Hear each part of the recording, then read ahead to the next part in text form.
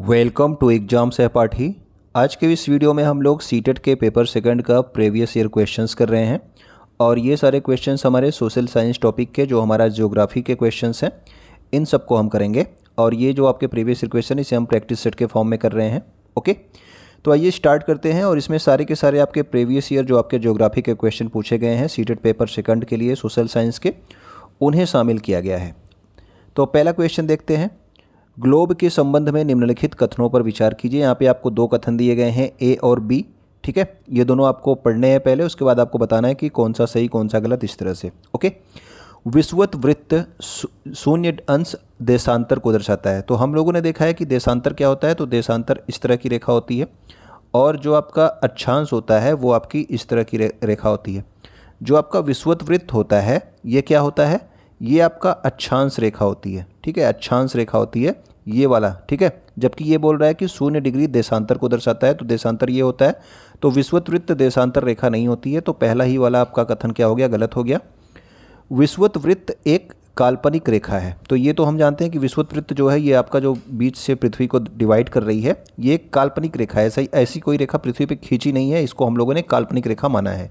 और ये क्या करती है कि ये ग्लोब को दो बराबर भागों में बांटती है। ठीक है ना, ये आपका ऊपर हो गया नॉर्थ हेमिस्फीयर और नीचे आपका साउथ हेमिस्फीयर। ठीक है, उत्तरी गोलार्ध और दक्षिणी गोलार्ध, तो दो भागों में बांटती है।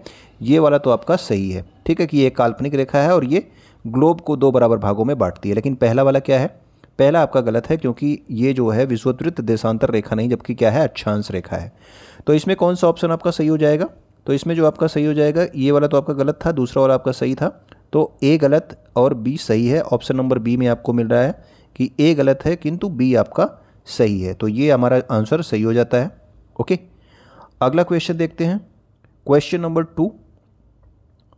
यहाँ पे आपके अभिकथन दिए गए हैं, दो कथन, एक कथन और एक कारण दिया गया है। पहले आप देखिए, यहाँ पे कथन दिया है और कारण दिया है, इन दोनों को हमें पढ़ना है।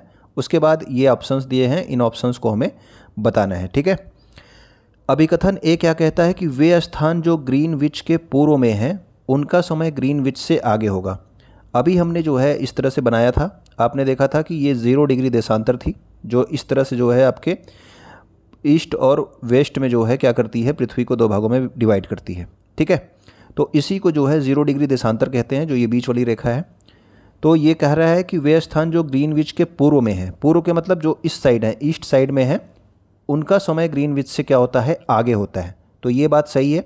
भारत भी आपका यहीं कहीं स्थित है और भारत का समय जो है ग्रीनविच के समय पे कितना, 5.5 घंटा आगे है, 5 घंटा 30 मिनट। ठीक है, तो आप ये जानते ही हैं, तो ये वाला तो आपका सही हो गया। दूसरा कह रहा है चूंकि पृथ्वी पूर्व से पश्चिम की ओर चक्कर लगाती है अतः पूर्व में जो है सूर्य पहले उगता है, यानी कि पूर्व में सूर्य पहले उगता है। क्यों, क्योंकि ये बोल रहा है कि पूर्व से पश्चिम की ओर चक्कर लगाती है पृथ्वी, तो ये वाला आपका गलत हो गया। पृथ्वी जो है ये पश्चिम से पूर्व की ओर चक्कर लगाती है। ठीक है, तो कारण तो आपका क्या है, गलत है, क्योंकि इसमें लिख दिया कि पूर्व से पश्चिम की ओर पृथ्वी चक्कर लगाती है, जबकि चक्कर पृथ्वी पश्चिम से पूर्व की ओर लगाती है। ओके, तो ये वाला आपका कथन आर गलत है, लेकिन जो आपका अभिकथन ए है ये क्या है, आपका सही है। ठीक है, तो आपका ये कौन सा ऑप्शन सही हो जाएगा, इसमें बोल रहा है कि ए और आर दोनों सही है, नहीं ये वाला नहीं, ए और आर दोनों सही है, ए भी नहीं होगा। ए सही है, ए तो आपका सही था, लेकिन आर आपका क्या था, गलत था। तो ऑप्शन नंबर सी जो है इसका सही आंसर हो जाएगा। और क्यों होगा इसको हमने अभी अभी देख लिया। ठीक है, जो हमने बात की, आप देखिए कि जो पृथ्वी है ये क्या करती है, पश्चिम से पूर्व की ओर चक्कर लगाती है, इसीलिए जो है पूर्व में जो आपका सूरज है वो पहले उगता है।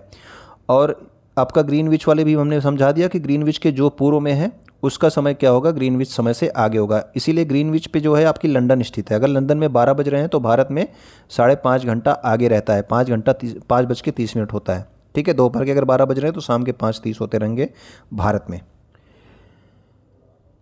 भारत के किस राज्य में कर्क रेखा की लंबाई सबसे कम है, ये आपसे पूछ रहा है कि कर्क रेखा की लंबाई सबसे कम किस राज्य में है। आप सभी जानते हो कि कर्क रेखा भारत के 8 राज्यों से होकर गुजरती है और थोड़ा सा आपका छूती है किसको, राजस्थान को। ठीक है, तो सबसे छोटी जो आपकी कर्क रेखा की लंबाई है, सबसे कम लंबाई है, वो किस राज्य में है, तो वो आपके राजस्थान में है। अगर मैं पूछूं कि सबसे ज़्यादा कहाँ पे है, तो ये आप कमेंट करके बताना, सबसे ज़्यादा कर्क रेखा की लंबाई किस राज्य में है।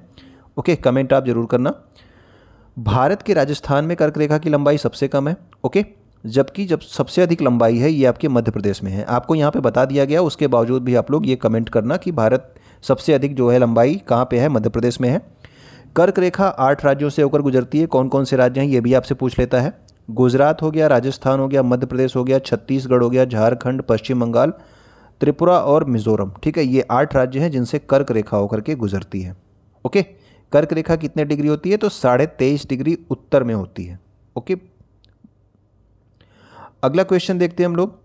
भारत के मानसून मौसम पर निम्नलिखित वक्तव्यों पर विचार कीजिए और सही उत्तर का चयन कीजिए। देखिए, मानसून पर जो है ये आपके कथन दिए गए हैं, 3 कथन दिए गए हैं आपको।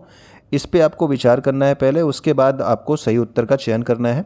तो आइए इन कथन को पहले देखते हैं, उसके बाद देखेंगे कि कौन सा आंसर इसके सही है। ओके, दक्षिण पश्चिमी मानसून के मौसम में पवन मुख्य भूमि से बंगाल की खाड़ी की तरफ बहती है। देखिए, जब आपका ये होता है, आपका ये इधर साइड से आपका दक्षिण पश्चिम का मानसून आता है, ठीक है, और उसके बाद इधर बंगाल की खाड़ी से होते हुए ये नॉर्थ साइड और यहाँ बंगाल से क्या होता है, भारत में प्रवेश करती है।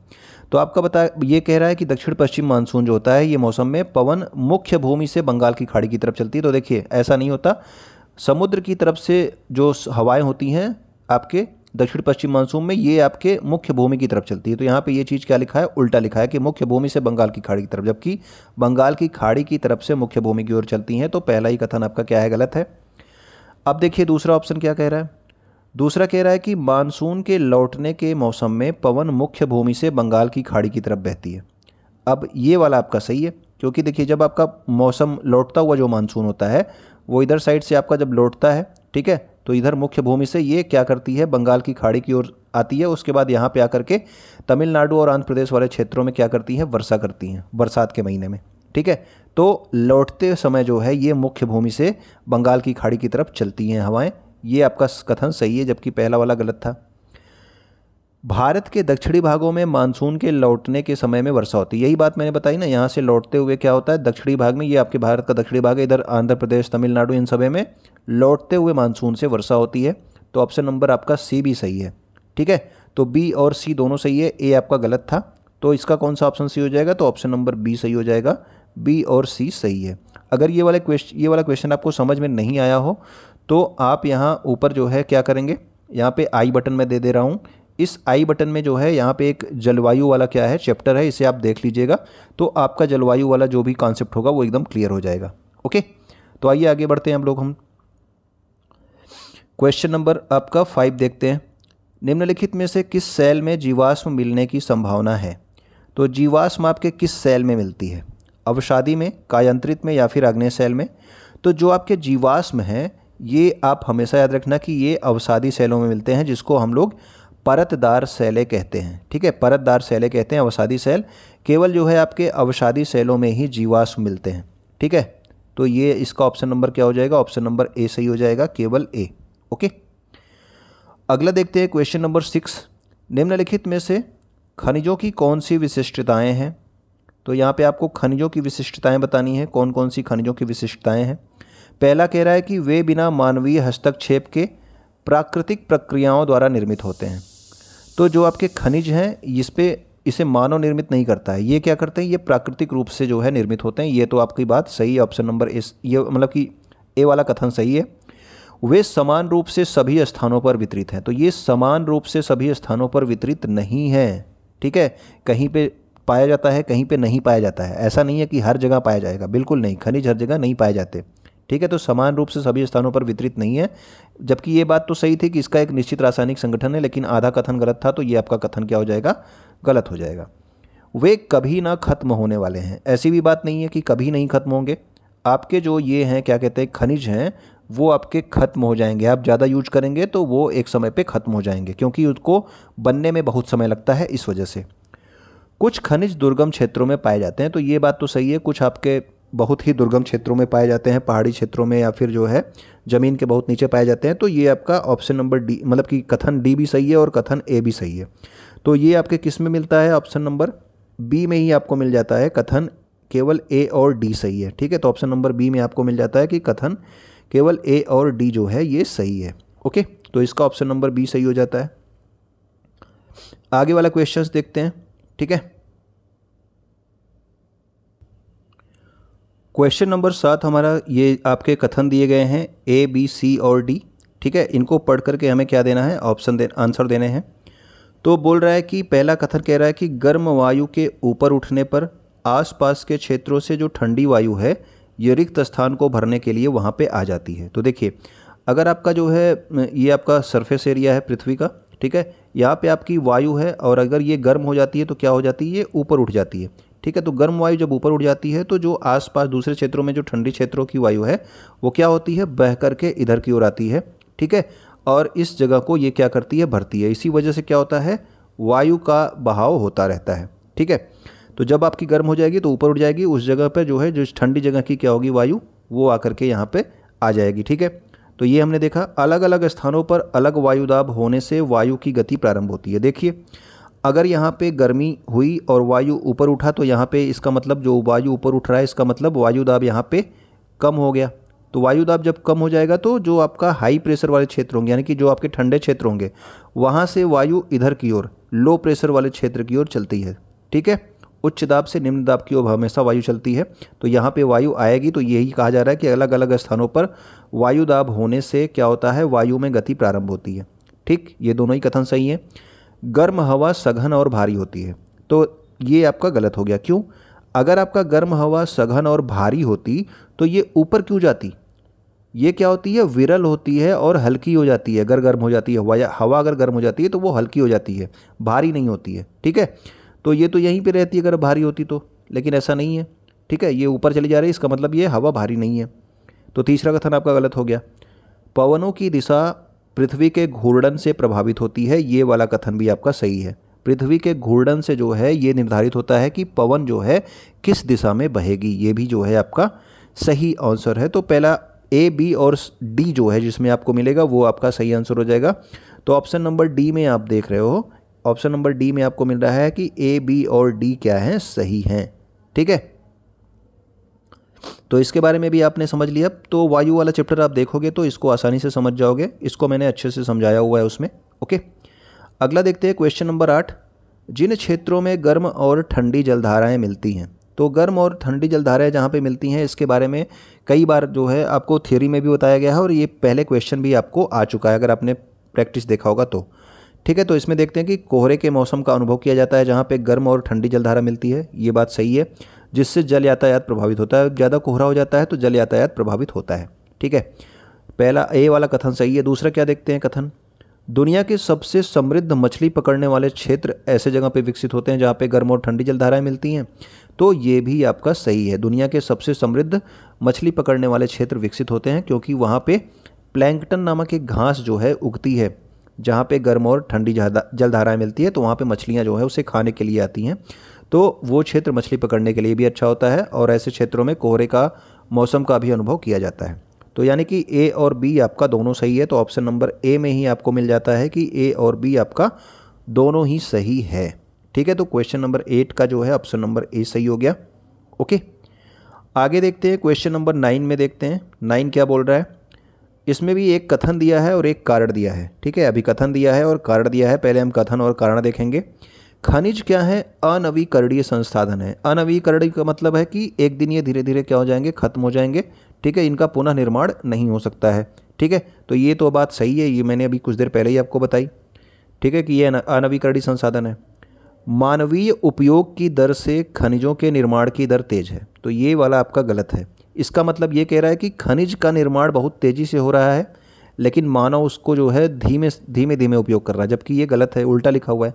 मानव बहुत तेज़ी से उपयोग कर रहा है खनिजों का, जबकि उसका निर्माण की दर क्या है, धीमी है। लाखों वर्ष लग जाते हैं खनिजों को बनने में, और मानव कितनी तेज़ी से उपयोग कर रहा है ये हम लोग देख ही रहे हैं। तो इसमें आपका कथन A तो सही है लेकिन R क्या है, गलत है। तो कौन से ऑप्शन में आपको मिल जाता है, ये A सही है किंतु R गलत है, तो ऑप्शन नंबर C में आपको मिल जाता है कि कथन A सही है लेकिन R क्या है, गलत है। ओके, क्वेश्चन नंबर 10 में आते हैं। क्वेश्चन नंबर 10 को देखते हैं हम लोग। जैविक कृषि के संदर्भ में निम्नलिखित कथनों पर विचार कीजिए। तो जैविक कृषि के बारे में आपको ध्यान रखना है इसमें, ये जो कथन नीचे दिए गए हैं A, B और C। ठीक है, और सही विकल्प का चयन करिए। पोषण के लिए पशु खाद का प्रयोग किया जाता है। तो जैविक कृषि में पोषण के लिए पशु खाद का प्रयोग किया जाता है। जी हाँ, रासायनिक खाद का प्रयोग नहीं किया जाएगा, पशु खाद का प्रयोग किया जाएगा। सही है ऑप्शन, मतलब कि कथन है सही है। कथन बी क्या कहता है कि उत्पादकता बढ़ाने के लिए आनुवांशिक रूपांतरण किया जाता है, यानी कि जेनेटिक जो है म्यूटेशन जेनेटिक रूप से चेंज किया जाता है उत्पादकता बढ़ाने के लिए। तो ये आपका केमिकल वाली बात हो गई। ऑप्शन नंबर बी क्या है, गलत है। ऐसा कुछ नहीं किया जाता और आनुवांशिक रूपांतरण करने की जरूरत नहीं है जैविक कृषि में। ठीक है। प्राकृतिक कीटनाशकों का, तो प्राकृतिक जो कीटनाशक हैं इनका प्रयोग होता है, तो ये भी आपका सही है। ठीक है, यानी कि रासायनिक कीटनाशकों का प्रयोग नहीं होता है, प्राकृतिक रूप से जो कीटनाशक मिलते हैं उनका प्रयोग होता है। तो ए वाला सही है कि पशु खाद का प्रयोग किया जाता है, और सी वाला सही है कि प्राकृतिक कीटनाशकों का प्रयोग होता है। ठीक है, बी आपका गलत है। तो जिसमें आपका ए और सी मिलेगा वो हमारा सही आंसर होगा। तो ऑप्शन नंबर सी में हमें मिल रहा है कि केवल ए तथा सी सही है। ओके, तो ये हमारा क्या हो जाता है, सही आंसर हो जाता है। क्वेश्चन नंबर 10 का 11 क्या कहते हैं, क्षुद्र ग्रह किन ग्रहों के कक्षाओं के मध्य पाए जाते हैं। तो जो क्षुद्र ग्रह होते हैं हमने देखा है कि ये आपके किसके किसके मध्य पाए जाते हैं, तो मंगल ग्रह और बृहस्पति ग्रह के बीच में जो आपके पाए जाते हैं। ठीक है, इनकी कक्षाओं में इस तरह से आपका बृहस्पति हो गया, मंगल हो गया, तो इनके बीच में जो है इस तरह से पट्टी की तरह संरचना होती है, ये आपके क्षुद्र ग्रह कहलाते हैं। तो मंगल ग्रह और बृहस्पति ग्रह के बीच में ये पाए जाते हैं खगोलीय पिंड। ओके, ये भी क्या करते हैं, सूर्य के चारों ओर परिक्रमा करते रहते हैं। अगला क्वेश्चन है, जब जेट स्ट्रीम गर्म समुद्री हवा को एक ढक्कन की तरफ फंसा लेती है और भूमि की ओर ढकेलती है, तो ये भौगोलिक परिघटना जो है कौन सी, क्या कहा जाता है इस भौगोलिक परिघटना को।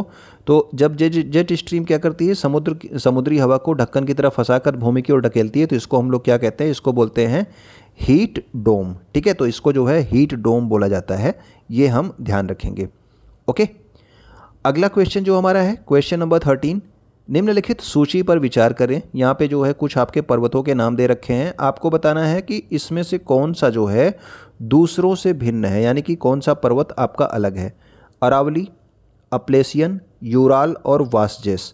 तो अरावली जो है ये आपका अपलेशियन और ये यूराल ये एक तरीके के पर्वत है, जबकि आपका जो आपका वासजेस है ये भ्रंशोस्थ पर्वत है। भ्रंशोस्थ पर्वत जो है इस तरह से बीच में से क्या होता है, उठ जाता है, अगल बगल का इस तरह से रहता है। ठीक है, तो भ्रंशोस्थ पर्वत इस तरह से होगा। तो ये आपका देखिए आल्प्स, अरावली, अपलेशियन ये सब क्या हैं, ये सभी आपके जो है वलित पर्वत के उदाहरण हैं। ठीक है ना, वलित पर्वत के यानी कि फोल्ड माउंटेन के उदाहरण है, जबकि वासदेश क्या है, ये आपके भ्रंशोस्थ पर्वत का उदाहरण है। ठीक है, तो ये हमारे जो है इंपॉर्टेंट क्वेश्चंस थे। उम्मीद करता हूँ कि आपको जो है क्या होंगे, पसंद आए होंगे। तो आप वीडियो पे जो है क्या कर सकते हैं, शेयर कर दीजिएगा अपने दोस्तों तक जो आपके सीटेट पेपर 2 की तैयारी कर रहे हैं। वीडियो पे आप कमेंट कर देंगे, वीडियो को लाइक कर देंगे, वीडियो को चैनल को सब्सक्राइब कर लीजिएगा और बेल आइकन दबा देंगे ताकि आपको वीडियोज आसानी से समय से मिलती रहें। वीडियो को देखने के लिए, कुछ नया सीखने के लिए आपका बहुत बहुत धन्यवाद।